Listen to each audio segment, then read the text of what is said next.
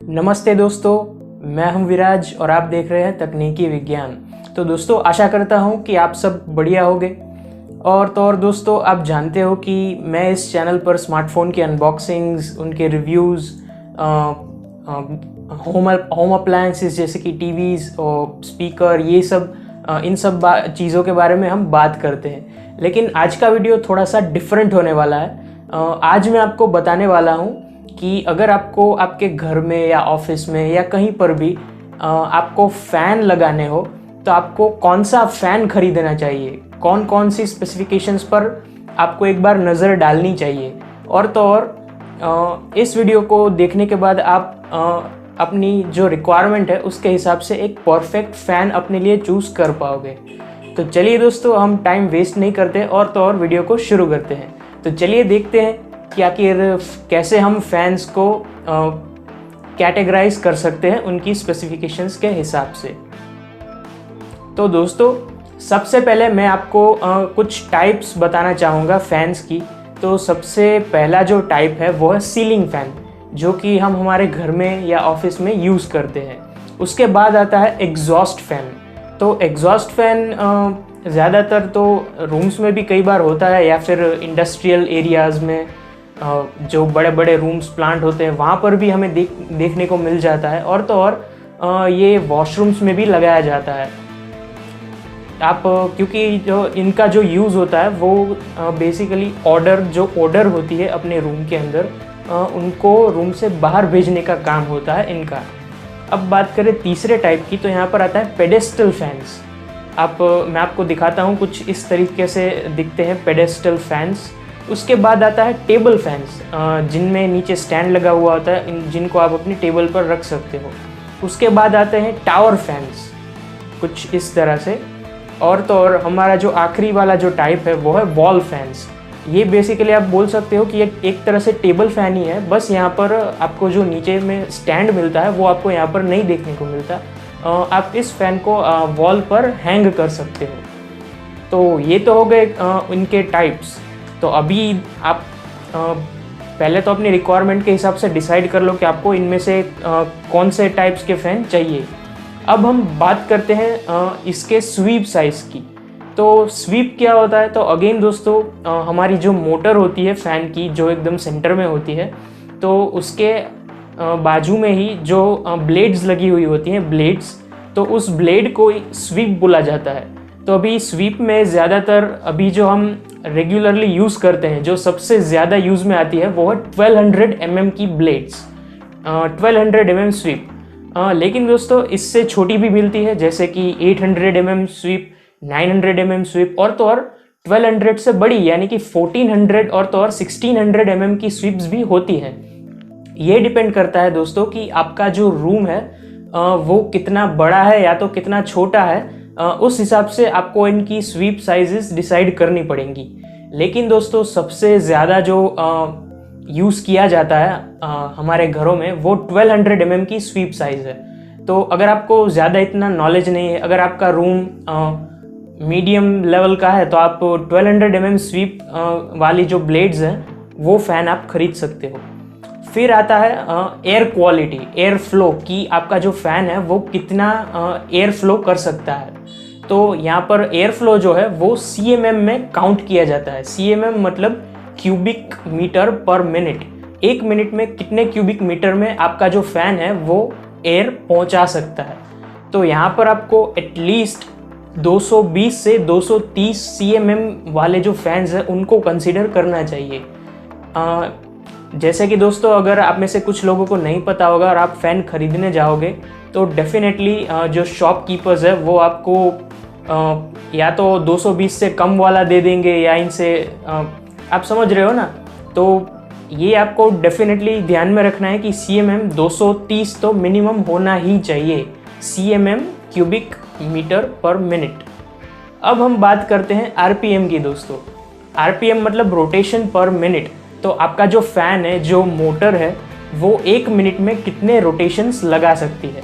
अभी सीधा सीधा हिसाब यही है कि जितनी ज़्यादा तेज़ आपकी मोटर घूमेगी उतनी ही ज़्यादा आपको हवा मिलेगी। तो वो जितना ज़्यादा रोटेशन पर मिनट, जितने ज़्यादा RPM होंगे उतना आपके लिए बेटर रहेगा।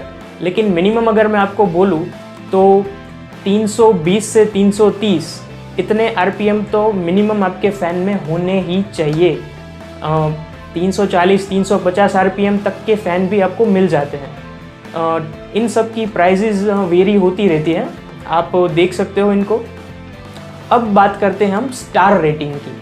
तो स्टार रेटिंग में दोस्तों अगेन यहाँ पर अगर आप स्टार रेटेड फ़ैन खरीदते नहीं हो या फिर 1 स्टार 2 स्टार फ़ैन आपके पास है, तो यहाँ पर आपको 75 एटलीस्ट 75 से 85 या 95 या 100 वॉट्स तक के आपको फैंस देखने को मिल जाएंगे। अभी प्रॉब्लम क्या है दोस्तों कि अभी हम थोड़ा स्मार्ट हो गए हैं पहले से, अभी हम पहले जैसे नहीं रहे, तो हमें फ़ैन्स में भी अपना नॉलेज अपडेट करना चाहिए और तो और 5 स्टार रेटेड फ़ैन्स खरीदने चाहिए। इससे होगा क्या दोस्तों कि आप जो 85 या 95 वॉट के फ़ैन खरीद रहे हो, अगर आप 5 स्टार रेटेड फ़ैन खरीदोगे तो आपको ये मैक्सिमम अगर आप मैक्सिमम सेटिंग करते हो इस फ़ैन की तो वो 50 वॉट ही कंज्यूम करेगा। और अगर आप अपने फ़ैन को फुल सेटिंग पे रखा भी ना हो तो ये 50 से भी कम वॉट यूज़ करेगा। तो दोस्तों ये बात सिर्फ पैसे बचाने की नहीं है, यहाँ पर हम नई जनरेशन है तो हमें एनर्जी को सेव भी करना चाहिए। तो ये भी आपका एक इनिशिएटिव होना चाहिए एनर्जी सेविंग का। तो याद रखिए कि आपका जो फ़ैन है वो 5 स्टार रेटेड होना ही चाहिए। अगर 5 स्टार रेटेड है तो वो 50 से 55 वॉट कंज्यूम करेगा मैक्सिमम सेटिंग्स पर।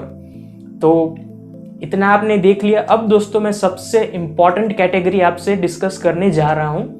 अब दोस्तों यहाँ पर हम फ़ैन को 2 कैटेगरी में डिवाइड कर सकते हैं, सीलिंग फैंस को। एक है कन्वेंशनल मोटर वाला और तो और दूसरा जो फ़ैन है वो है BLDC मोटर फ़ैन। अब दोस्तों कन्वेंशनल फैंस जो हैं वो हम सबके घर पे लगे हुए हैं अभी फ़िलहाल। अगर आप में से कोई BLDC फ़ैन के बारे में जानता है तो बहुत अच्छा होगा, आप अपनी नॉलेज को बहुत अच्छी तरह से इम्प्रूव कर रहे हो। लेकिन जो नहीं जानते मैं उनको बता देता हूँ कि जो कन्वेंशनल मोटर फैंस हैं वो अभी हमारे घर पर लगे हुए हैं। अभी मैंने जितनी भी कैटेगरीज डिस्कस की वो सभी कैटेगरीज कन्वेंशनल फैंस के लिए होती है और उनमें ही ये 5 स्टार रेटेड, 2 स्टार, 3 स्टार उनमें ही ये होता है। और वहाँ जो कन्वेंशनल फैंस होते हैं वही 75 से 100 तक के वॉट कंज्यूम्स करते हैं आपके अलग अलग सेटिंग्स पे। लेकिन BLDC मोटर कुछ डिफरेंट है कन्वेंशनल मोटर से। BLDC मोटर का पहले मैं आपको फुल फॉर्म बता देता हूँ। BLDC मतलब ब्रशलेस डायरेक्ट करंट। अब इसके नाम से हमें पता चल जाता है कि इसका जो मोटर का जो पूरा डिज़ाइन है वो कुछ इस तरीके से है कि इसे घूमने के लिए ब्रशेस की ज़रूरत नहीं पड़ती। अगर आप में से किसी को पता हो कि ये ब्रश किस तरह से काम करता है, कोई इंजीनियरिंग से बिलोंग करता हो तो आपको पता होगा। अब दोस्तों यहाँ पर ब्रश नहीं है तो ये फैंस ज़्यादा तेज़ी से घूमेंगे और तो और इनके बीच में रेजिस्टेंस है वो बहुत कम हो जाएगा। तो आपको फाइनली आपका जो आउटपुट है, पावर आउटपुट, वो आपको बहुत ही कम देना पड़ेगा और फ़ैन जो है वो अपनी मैक्सिमम स्पीड पर घूम पाएगा।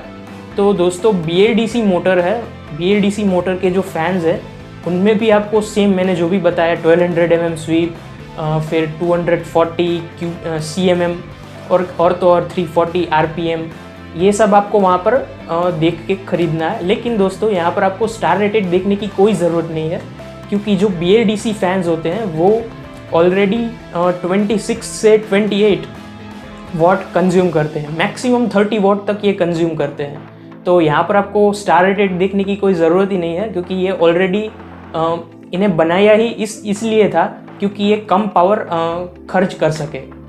अब दोस्तों यहाँ पर एक और चीज़ निकल के आती है BLDC फैंस के बारे में।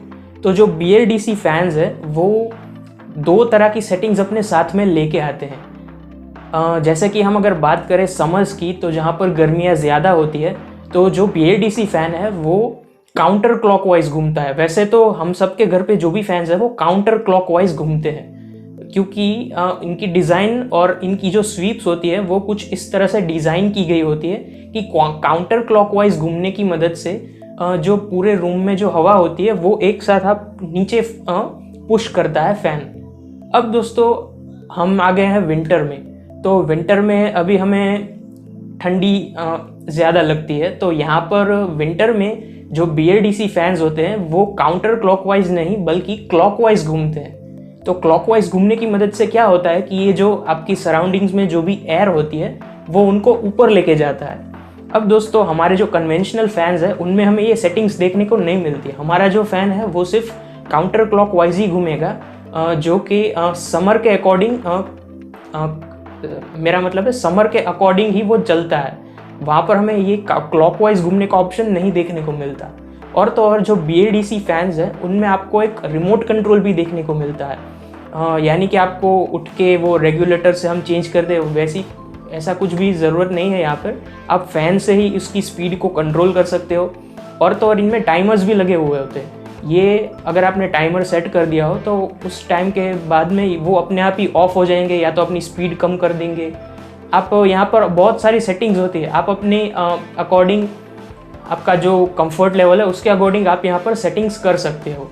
तो BLDC फ़ैन दोस्तों अगेन अगर मैं आपको सजेस्ट करूँ तो ये सबसे बेस्ट रहेगा अगर आप आज की डेट में कोई नया फैंस खरीदना चाहते हो।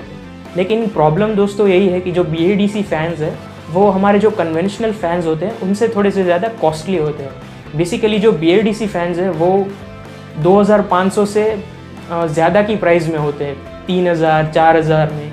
और तो और जो हमारा कन्वेंशनल फ़ैन होता है वो 1500 रुपये में आ जाता है। तो दोस्तों एक बार आपको ज़्यादा पैसे खर्च करने पड़ेंगे, लेकिन जो BLDC फ़ैन है वो फिर सालों तक अच्छी तरीके से चल पाएगा। और तो और आपका जो बिल है वो बहुत ज़्यादा कम हो जाएगा क्योंकि ये एनर्जी बहुत ही कम कंज्यूम करेगा। तो after all at the end तो BLDC फ़ैन एक अच्छा परचेज़ रहेगा आपके लिए। तो दोस्तों यही थे कुछ क्राइटेरियाज जिनको आपको कंसिडर करना चाहिए एक फ़ैन खरीदते वक्त। तो दोस्तों अगर आपको वीडियो वर्थफुल लगी हो, कुछ भी नया जानने को मिला हो जेन्युइनली, तो चैनल को सब्सक्राइब कर देना, वीडियो को लाइक कर देना और तो और शेयर भी कर देना। तो दोस्तों वीडियो को देखने के लिए आपका बहुत बहुत शुक्रिया। जय हिंद।